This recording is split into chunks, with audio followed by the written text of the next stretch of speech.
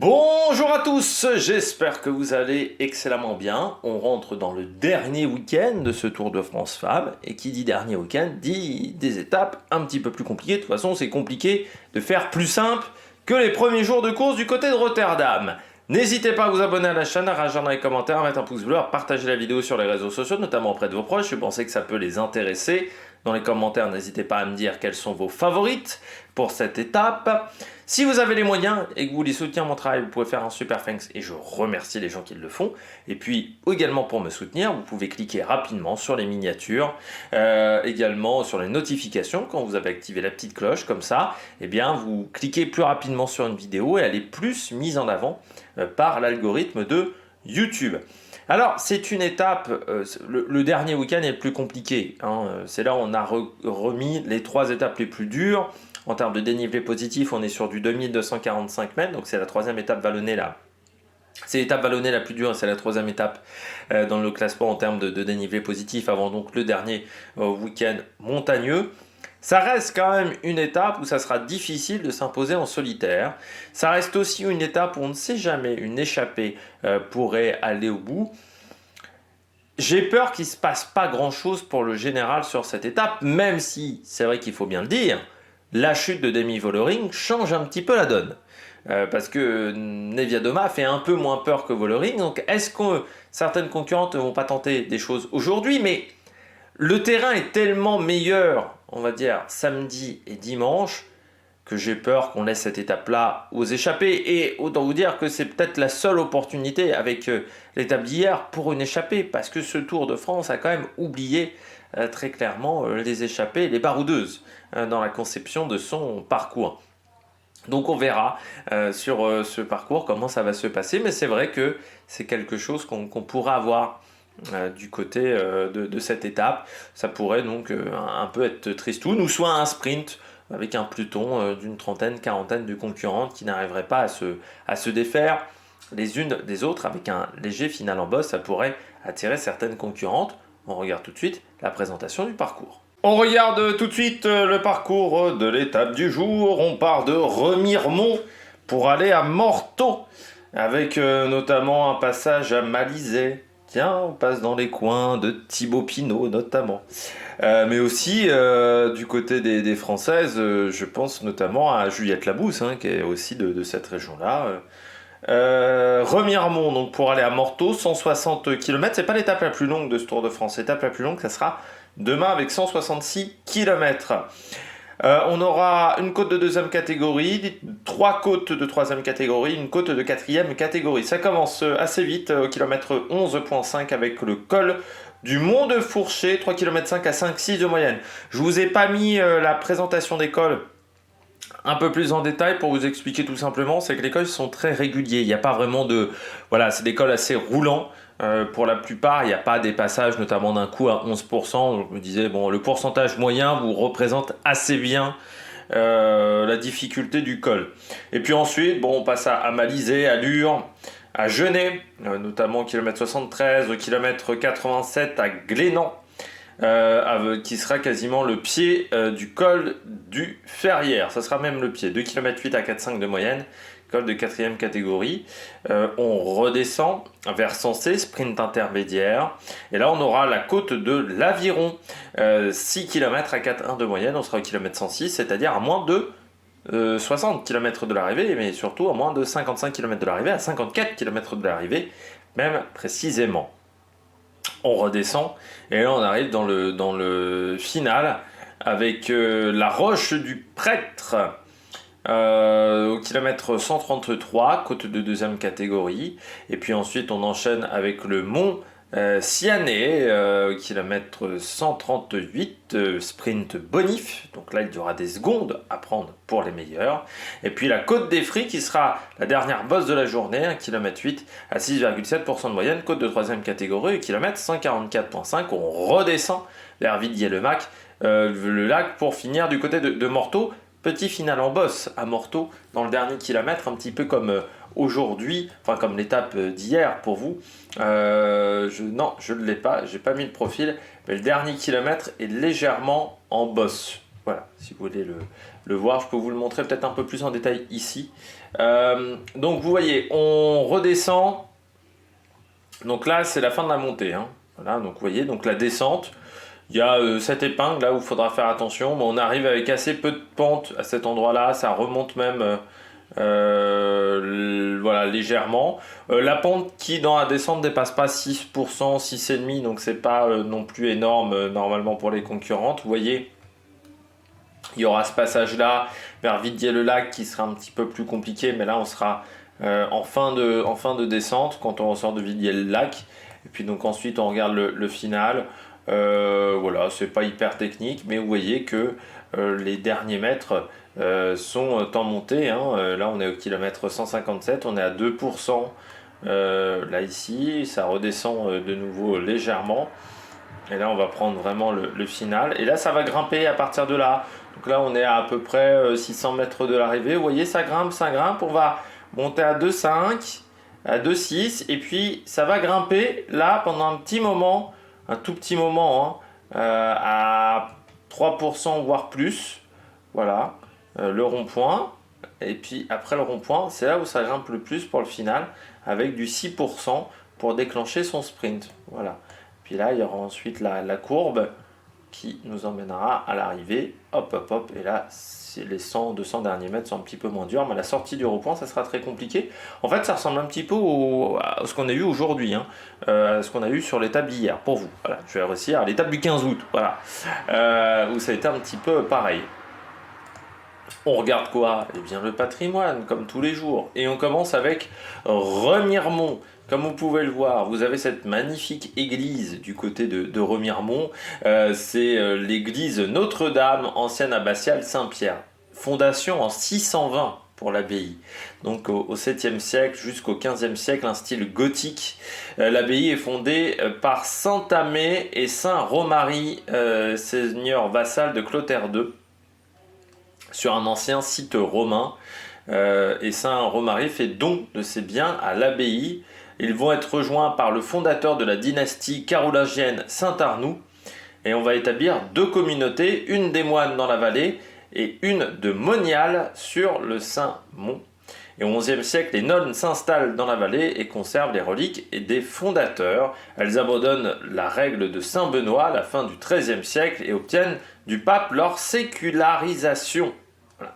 Et puis en 1682, il y a un séisme qui fait s'écrouler les voûtes du transept de l'abbatiale. Le roi Louis XIV, qui occupe le duché de Lorraine, fait un don pour reconstruire l'abbatiale. Voilà. Classé monument historique depuis 1983. Je rappelle à chaque fois quand je vous donne les informations, c'est les informations du site du Tour de France. Vous avez le palais également de l'abbatiale. Hop là, on le voit ici, le palais de l'abbatiale, qui a été construit entre 1752 et 1756. Voilà, qui se trouve dans des lettres écrites en 1384 par des chanoinesses de Remiremont à leur cardinal. L'habitation abbatiale tombait en ruine quand en 1616 Catherine de Lorraine la fit reconstruire. En 1682, de nouveau le séisme. Puis en 1738, Anne-Charlotte de Lorraine, nouvelle abbesse de Remiremont, fit faire d'importantes réparations à l'hôtel abbatial. Vous avez également des musées. Le musée Charles de Bruyère, qui est hébergé sur 2 étages dans un hôtel particulier, à l'intérieur duquel siégeait Charles de Bruyère lui-même, avec une collection de peintures, de souvenirs historiques liés à l'abbaye de Remiremont. Et puis vous avez le musée Charles Fréry, construit en 1750, hein, le bâtiment, et voilà, fait l'acquisition qui devient... alors c'est un musée donc, de Charles Fréry, qui s'y est installé à la suite de son mariage. Magistral et aussi artiste, amateur d'art et collectionneur, donc 2 musées d'art. À cet endroit-là, vous avez également le fort du Parmont, qui a été édifié aussi. Là, je ne vous ai pas montré la photo du fort. Voilà, les musées sont également présents ici. Puis vous avez aussi une particularité, là vous voyez Steve Chenel, ou Julien Absalon, je ne sais pas. Car c'est le carnaval vénitien depuis 1996, le carnaval vénitien de Remiremont qui s'inscrit dans les 14 siècles d'histoire de Remiremont, et chaque année en mars, 14 costumés, peut-être là encore Julien Absalon ou Steve Chenel, peut-être plus Steve Chenel que Julien Absalon, envahissent la ville dans laquelle Abbesse et Chamoine et Chanois Ness ont laissé leur empreinte prestigieuse. Voilà. Si vous êtes dans la région au mois de mars, vous pouvez voir ça. Quelques attractions touristiques en dehors de cette ville de départ. On est du côté de la Bourgogne-Franche-Comté et surtout du côté de la région de Haute-Saône avec Amont et Effréné. La région comprend de nombreuses croix monumentales et celle du Mont d'Ain est l'une des plus spectaculaires. Outre le Christ crucifié, on y voit 6 personnages en relief, que vous voyez là, dont une vierge à l'enfant très dégradée représentée sur des culots ornés d'une fleur. 4 saints flanquent le fût de la colonne sous un chapiteau en baldaquin. Cette croix est classée depuis 1986. Voilà, donc ça c'est quand même assez particulier. C'est à voir. Vous pouvez aller à Médizé, le fief de Thibaut Pinot, le père de Thibaut Pinot et même maire de la commune. Vous avez notamment une petite partie médiévale du côté de cette commune si vous voulez y aller.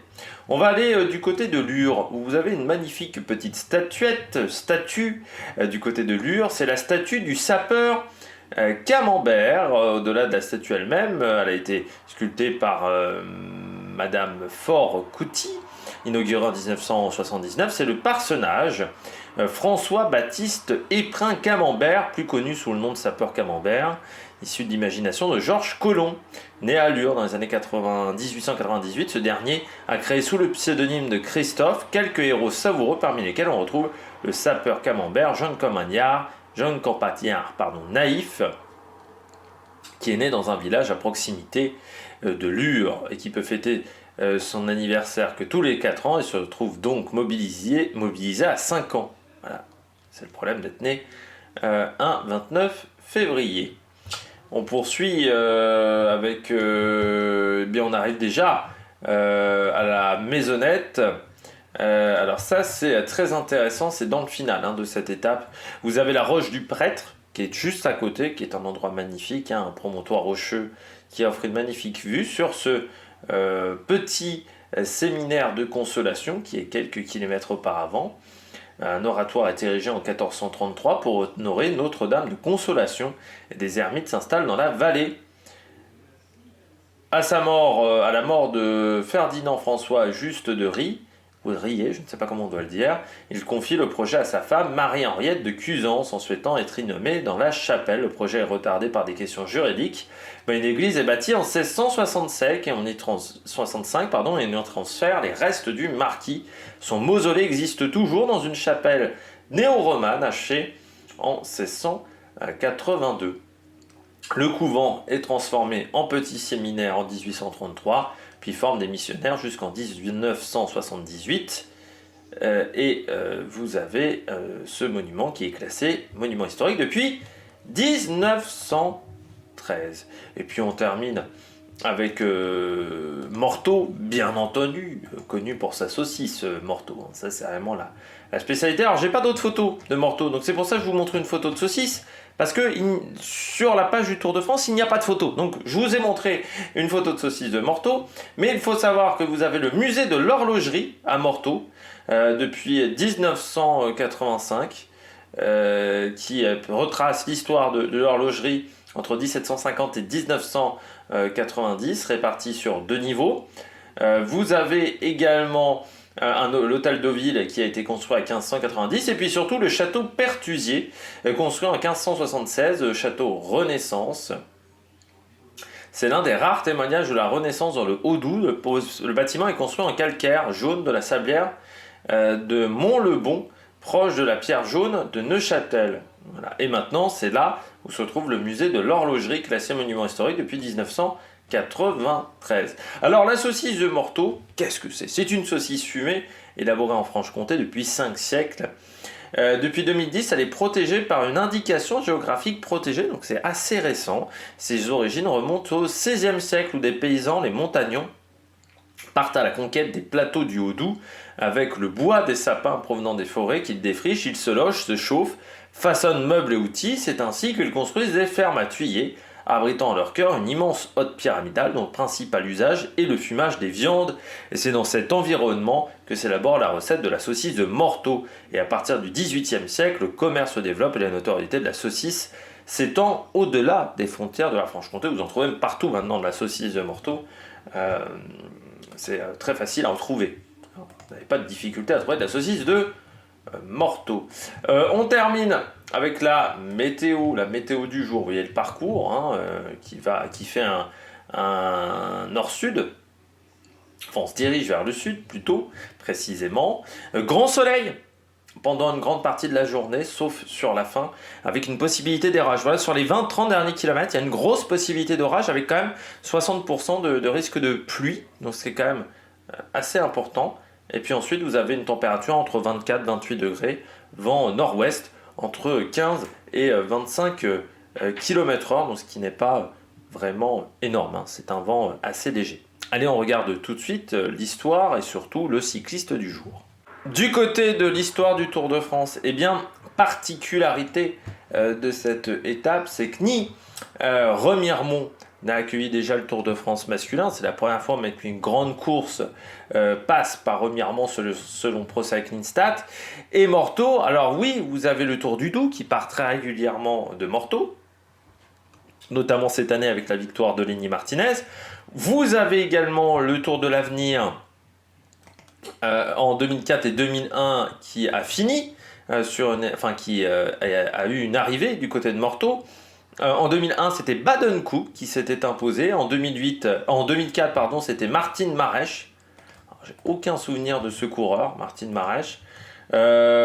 C'était une étape... non, j'ai pas la difficulté d'étape. Baden-Cook qui avait battu Denise Menchoff. Donc ça devait pas être une étape si facile que ça. Florent Brard avait pris la 4e place de cette étape. Et le Mével et Dalen étaient 9 et 10 là, de ce parcours du côté de Baden-Cook. Voilà. Dans une équipe qui s'appelait Mercury Viettel et qui s'était arrêtée l'année suivante avec une large baisse de revenus. L'année d'après, parce qu'elle était passée de première catégorie à troisième catégorie, il y avait Floyd Landis, par exemple, dans cette équipe, Laurent Chotard, qui en avait d'autres, Axelson, on avait Mark Scanlon, aussi l'Irlandais, Wim van Sevenant, qui était également dans cette équipe, Léon Van Bonn, également Pavel Tonkov, aussi, et Laurent Chotard, qui n'a fait qu'une année chez les pros en 2001. Et ensuite, il n'avait pas fait une grande saison, pour tout vous dire. Et ensuite, il est parti faire quelques épreuves chez les amateurs, mais sans avoir forcément une grande réussite. Vainqueur d'une étape du Tour de l'Avenir en 2000. Voilà, c'était l'étape qui arrivait à Saint-Amand-Montrond. Il avait battu Zampieri et Jay Sweet, qui avaient remporté le sprint du peloton. Comment ça s'était déroulé, ça je n'ai pas plus d'informations. Et Martine Marèche, oui, qui est resté dans l'équipe PSK Whirlpool, vous savez, cette équipe tchèque. Donc il a rarement fait des courses en dehors de la République tchèque. Il a remporté le Tour de Kinge Lake en 2005, une étape de cette même course en 2007, champion de République tchèque en 2009 et une étape du Tour de l'Avenir en 2004, mais pas une grande carrière pour ce coureur. On regarde tout de suite le cycliste du jour. J'aurais pu parler de Julien Absalon, de ses 2 titres olympiques, de ses 5 titres de champion du monde du côté du VTT.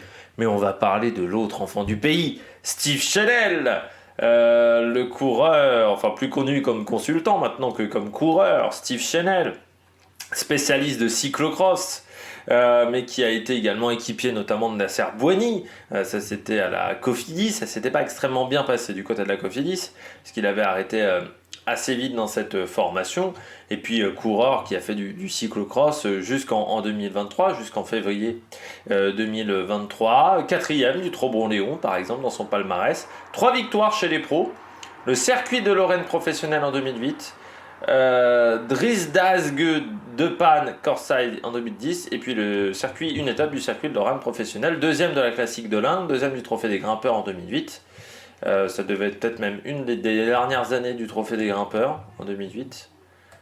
Oui, bah, ça se termine en 2009. Trophée des Grimpeurs qui avait lieu en région parisienne. Enfin, moi, je l'ai connu en région parisienne, c'était du côté d'Argentonne la dernière année. Il y avait eu Chanteloup-les-Vignes également. Alors là, je sais pas trop où ça se situait, Chanteloup-les-Vignes, pour tout vous dire. C'était pas la région parisienne. Ah bah si. C'était plus voilà, 78. Voilà, il y a eu voilà, le Trophée des Grimpeurs, c'est parti de plein de communes différentes.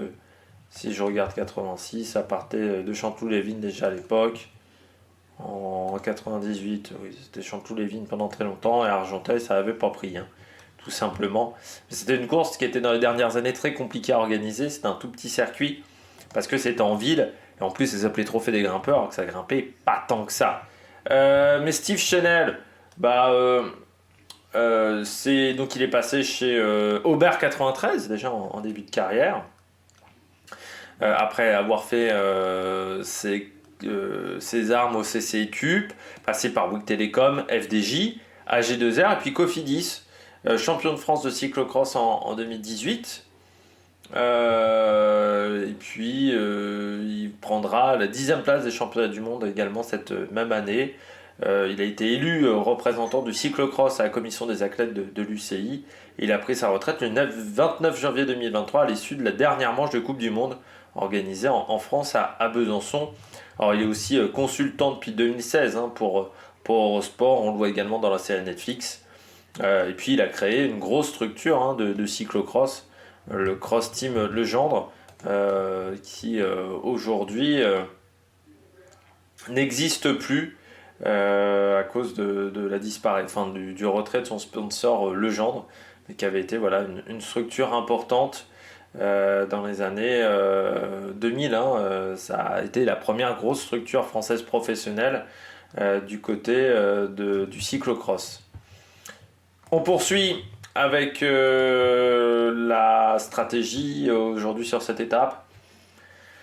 Encore une fois, c'est peut-être la seule possibilité d'une échappée, parce que samedi, dimanche, ça me semble compliqué. Donc la possibilité d'une échappée, après, ça veut dire qu'il y a beaucoup de filles qui vont vouloir être à l'attaque. Ça va peut-être donc pas réussir à sortir. L'étape fait 160 km, donc c'est pas si long que ça. Et ça va peut-être rouler extrêmement fort, ce qui pourrait durcir la course sur la dernière partie. Moi, j'ai peur que le peloton aille quand même au bout du côté de cette étape. Du côté de mes favorites, j'ai mis demi-Vollering. Bah, je tente quand même le coup. Je me dis, allez, même si j'ai le sentiment, moi, qu'elle est blessée, je me dis, allez, avec l'énergie du désespoir, une demi-Vollering qui veut renverser la table, en se disant, je sais pas comment mon corps va réagir le lendemain, comment mon corps va réagir après-demain. Je tente le coup, même si je crois pas des masses. Puk Peters, elle, j'y crois beaucoup, c'est un parcours qui peut lui convenir, elle est en confiance, elle a remporté l'étape de Liège, ça peut lui convenir. Liane Lippert, bah si elle fait pas l'erreur d'hier, c'est-à-dire de lancer son sprint beaucoup trop tôt, ça peut le faire aussi, Liane Lippert. Et puis en grosse cote, en cas d'échappée, Michaela Drummond du côté de l'Arkea. Alors là, on doit être aussi sur une cote à 300, je sais même pas si elle est marquée, Michaela Drummond, mais je me dis dans un sprint, en petit comité, avec une petite bosse, allez, ça peut peut-être le faire. Voilà, Michaela Drummond du côté d'Arkea, bien Buttel, et puis c'est pas comme si l'équipe française avait remporté sa première étape sur le Tour de France, alors pourquoi pas du côté des filles. Programme télé, départ fictif à 11h30, Lure à 115 km de l'arrivée entre 12h48 et 12h56, Genêt à 86 km de l'arrivée entre 13h32 et 13h44, La Roche du Prêtre, deuxième catégorie à 26 km de l'arrivée entre 15h05 et 15h28 pour une arrivée prévue entre 15h45 et 16h13. Eh bien, j'espère que vous avez aimé cette vidéo. N'hésitez pas à vous abonner à la chaîne, à rajouter un commentaire, à mettre un pouce bleu. Vous allez avoir aujourd'hui une vidéo notamment sur la Vuelta, avec la liste de départ. Il n'y aura qu'une seule vidéo sur la présentation des équipes de cette Vuelta, parce qu'il y a tellement peu de sprinteurs que je ne me voyais pas faire une vidéo 100% sur les sprints. Donc on regardera un petit peu les différentes équipes et on verra quelle stratégie elles peuvent employer. Mais voilà, ça sera une vidéo un petit peu différente de ce qu'on a fait sur le Giro, le Tour de France, parce que le côté...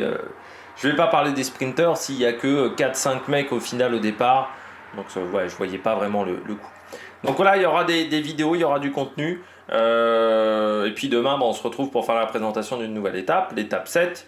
Et puis il y aura également la présentation de l'étape de la Volta. Je ne sais pas trop comment ça va se goupiller tout ça au niveau de la mise en ligne des vidéos. Donc je vous invite vraiment à vous abonner parce que même moi je ne sais pas encore comment tout ça va se goupiller. Allez, ciao ciao sur Amérique Production.